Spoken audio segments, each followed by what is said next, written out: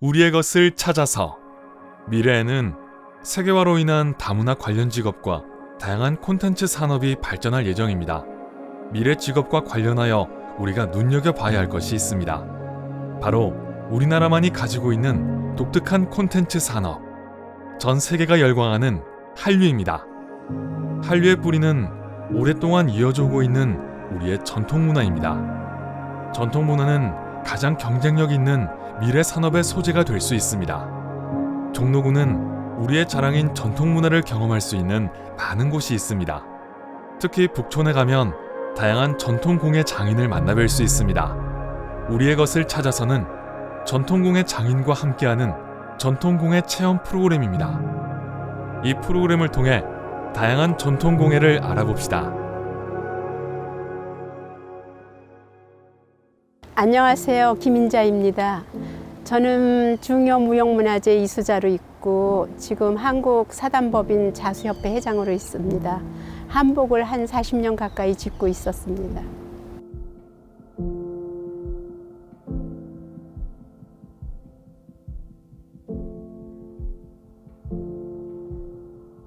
한복은 우리나라 옷인데 우리나라 옷 중에 여러 가지가 있죠. 여자 한복도 있고 남자 한복도 있고 또 요즘은 한류다 방탄소년단이다 해서 해외까지 많이 알려지고 있는데요. 신한복 개념으로 다양한 옷도 짓고 있습니다. 우리가 한복을 알고 싶어 하시는 분들은 참 많으셔요. 그런데 막상 입는 거는 굉장히 두려워들 하시는데 지금 이제 젊은 세대들에서는 신한복 개념이라는 걸로 일상생활에 그것이 문화가 되는 그런 한복을 많이 입고 시도하고 있습니다. 좋은 현상이라고 생각하고요. 그것이 또 해외에 젊은 사람들이 한국에 와서 한복을 입어보고 싶어 하는 것이 그들의 로망이기도 합니다. 그래서 앞으로의 부가가치는 상당히 높을 거라고 생각하고 또 그렇게 신한복을 알다 보면 좀 더 깊숙한 전통에 대한 거에서도 다양한 관심을 가질 것이라고 생각합니다. 이제 한복이 산업화가 안 된다는 이유로 많은 대학에서 전통 복식학과가 없어졌었어요. 그래서 배하 여점만 해도 없어졌다가 결국은 존재 이유가 국가의 당위성이 그 정체성을 알려줄 수 있는 것이 민속복식이라는 걸 다시 이해를 하고 전통복식학과가 생겼습니다. 근데 이름이 바뀌어지죠. 문화 콘텐츠 학과. 이런 식으로 학교에서 있고 또 의상 디자인 학과에서도 한 학기, 두 학기 동안은 또 한복 복식을 공부하고 있습니다. 그러니까 서양 복식을 하더라도 결국은 우리 복식을 알아야 좀 더 풍부하게 지을 수 있다는 것 때문에 많은 대학에서 수업을 하고 있습니다.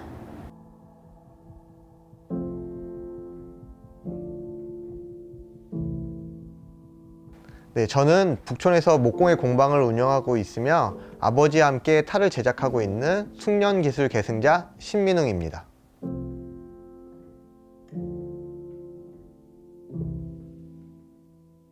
목공예는 나무를 이용해서 다양한 기물들을 만드는 것을 목공예라고 얘기하는데요. 그 기물이 사람이 살고 있는 집을 만든다 그럼 대목이라고 얘기를 하고 그 안에 들어가는 가구나 창호를 만든다 그럼 소목이라고 불리고요.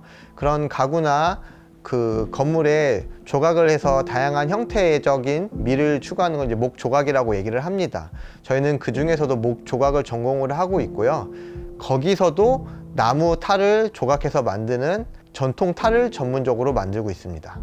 목공예 사업은 예전에는 이제 물건을 만들어서 납품을 해서 이제 수익금을 얻었던 사업이 대부분이었습니다. 그래서 이제 뭐 박물관에 기념품을 납품한다던가 전통 시장에 기념품을 납품한다던가 이런 식으로 이제 수익 구조가 대부분의 수익 구조가 있었는데 지금은 사람들이 좀 생활도 좀 여유로워지고 자기가 무언가를 만들어 보고 싶은 욕구가 되게 많습니다. 상당히 많아지면서 이제 배우러 오시는 수요층이 많아지고 있어요. 그래서 지금은 직접 만들 수 있게끔 알려드리는 교육 사업도 같이 함께 병행하고 있고요.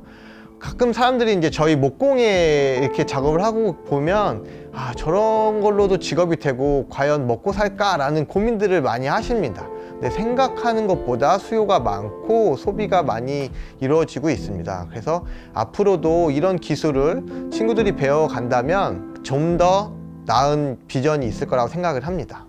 이 기능이라는 건 나이와 상관없이 배울 수가 있습니다. 사회생활을 하다가 취미를 하고 싶을 때 아니면 정년퇴직을 하고서도 시작하시는 분들이 많습니다. 특히 목공예 같은 일은 습득해 나가는 기술을 조금씩 배워나가면 되니까요. 언제든 이런 경험을 살려서 꼭 다시 한번 도전해 볼 수 있는 시간을 가졌으면 좋겠습니다.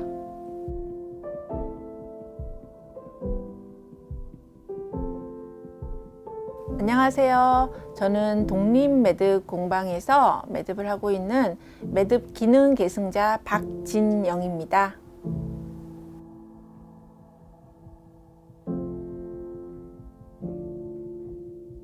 매듭 공예는 끈을 가지고 어떤 형태를 만드는 것을 매듭이라고 하는데요.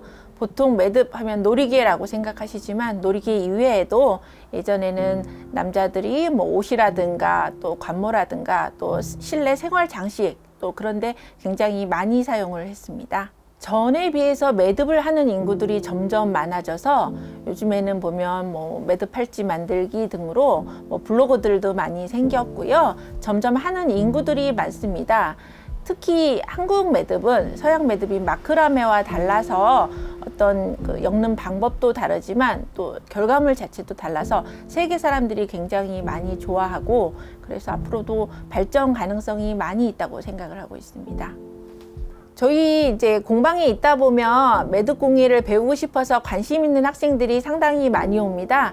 초등학생도 오고 중학생도 오고 고등학생도 오고 그런데 제가 초등학생은 사실 가르치진 않았어요.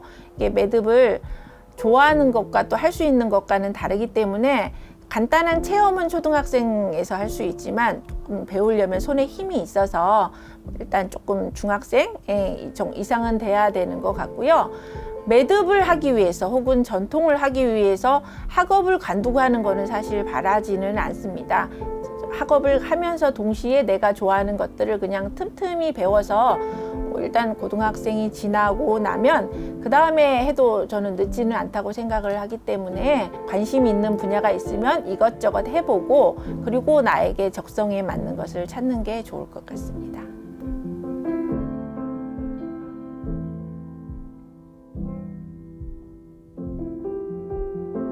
안녕하세요. 한서대학교에서 다도 인성교육을 강의하고 있는 선주입니다.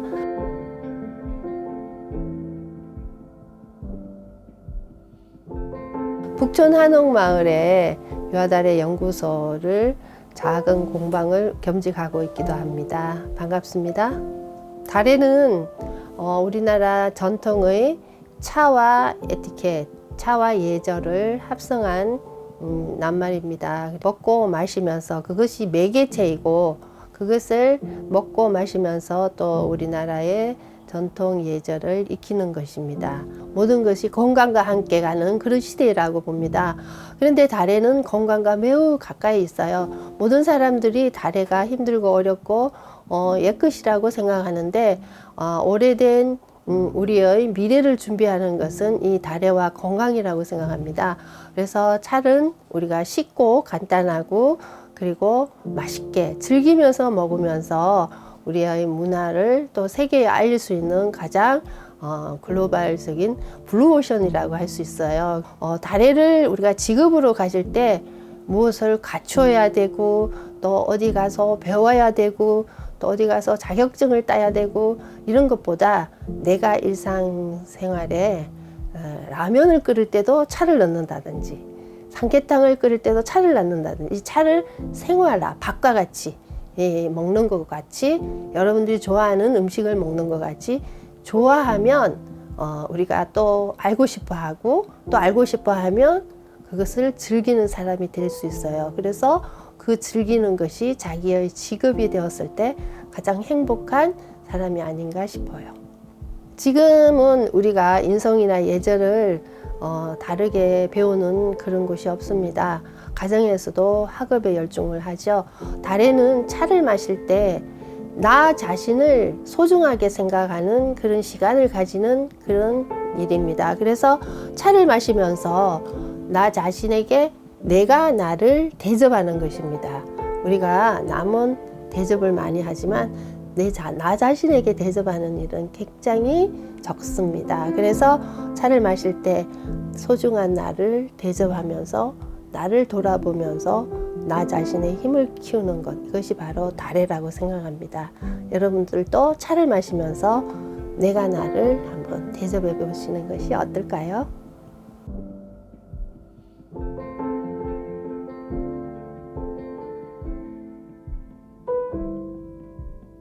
30여 년 동안 한지를 하고 있는 사단법인 전통한지공예협회 장을 맡고 있는 심화숙입니다.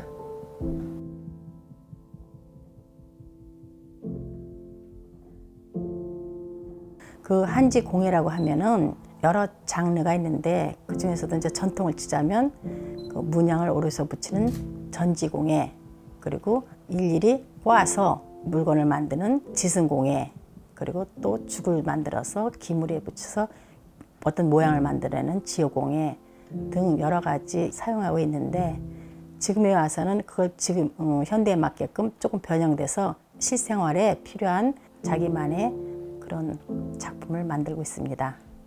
그 우리 한지는 다른 나라에서도 볼 수 없는 우수한 종입니다. 우리나라에서만 있는 거잖아요. 전 세계에 부가가치도 높고 남이 할 수 없는 걸 또 갖고 있다는 것도 큰 직업으로 봐도, 또 앞으로 사업 면에서 봐도 큰 장점이라고 생각합니다. 지금까지 나온 거지만 다른 분들도 여기 관심 가지면 더 많은 기술 개발이나 또 응용할 수 있는 많은 직업군이 나올 수 있다고 생각합니다. 더욱이 우리가 요즘 시대는 웰빙, 한지야말로 정말 친환경적인 소재죠. 앞으로 없어지지 않고 또 더욱더 환경에 큰 기여를 할 수 있는 소재라고 생각합니다. 그러니까 이런 제 얘기를 듣거나 아니면 한지에 관심 있는 사람들이 많이 생기잖아요. 근데 처음에 이걸 어디 가서 어떻게 배울까 하잖아요. 가르치는 곳은 많이 있어요. 그런데 제가 보니까 처음에 기초를 잘 배워야 되는 걸 저는 강조하고 싶어요. 정말 처음부터 기초를 잘해야지 그냥 그런 거 없이 배우면 이게 습관이 되다 보면 몸에 배해서 고치려도 힘들거든요. 그래서 여러 곳을 알아보고 정말 기초를 잘 해야 되겠다. 기초만 잘 다듬어지면 뭘 해도 잘할 수 있으니까 제가 당부하는 건 뭐든 하더라도 기초를 잘하는 여러 군데를 다 탐방하고 설명 들어보고 이렇게 찾아가면 앞으로 좋은 작품 만들 수 있을 거예요. 그래서 한지공예 가르치는 곳은 여러 군데 있으니까 그런 점을 유의해서 사전에 답사하시고 교육을 받으면 좋으실 것 같습니다.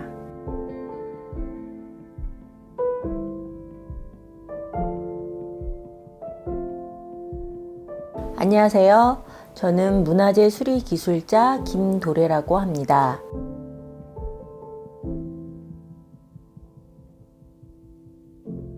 문화재 수리 기술자는 문화재 의사 선생님입니다. 아픈 문화재를 고쳐주는 일을 주로 하고 있고요. 제가 이 일을 한 지는 지금 20년째 되고 있습니다. 문화재는 건축물, 서화, 조형물 여러 가지 재료를 가지고 있는 것들이 있는데요. 그 중에 건축물에 하는 것을 단청이라고 하고 있고요. 그 단청이라고 하는 것은 여러분이 궁궐이나 사찰에 가시면 건축물에 그림 그려져 있는 것을 보실 수 있습니다. 그 건축물에 그림 그려져 있는 것을 우리나라에서는 단청이라고 하고 있습니다. 경쟁력이라고 하면 제가 생각했을 때는 우리나라가 5,000년의 역사를 가지고 있지 않습니까?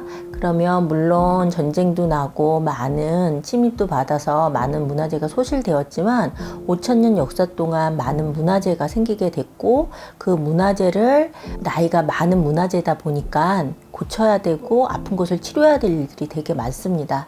근데 현재로는 문화재를 고칠 수 있을 만한 사람이 많지가 않아요. 많지가 않기 때문에 그거를 그런 많은 문화재를 고쳐야 될 일은 계속 앞으로 생겨나게 될 것이고, 저희 같은 문화재 의사들은 많지가 않기 때문에 비전이 밝다고 볼 수밖에 없는 거겠죠. 예전에 조선시대 때 이런 직업을 가지려고 한다고 그러면 궁궐에 들어가거나 사찰에 들어가거나 두 방법밖에 없었습니다. 근데 지금은 그래도 학교도 있고 있고 또 이제 많은 선생님들이 이런 거를 공부를 가르칠 수 있을 만한 좀 장이 마련되어 있기 때문에요. 마음만 있으시다고 한다고 그러면 많은 사람들이 배울 수 있을 거라고 생각을 합니다.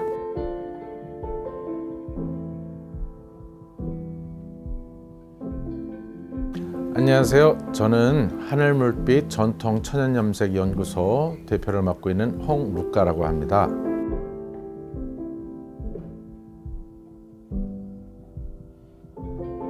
네, 저희 하늘물빛 천연염색연구소에서는 그 전통 천연염색을 전문으로 이렇게 진행을 하고 있습니다. 그 중에서도 중요 무형문화재 제115호로 지정이 되어 있는 쪽염색을 좀 더 비중 있게 다루고 있죠. 여러 가지 자연에서 나오는 모든 동식물성 염재를 가지고 원단의 염색도 하고 작품도 하고 그런 일들을 하고 있습니다.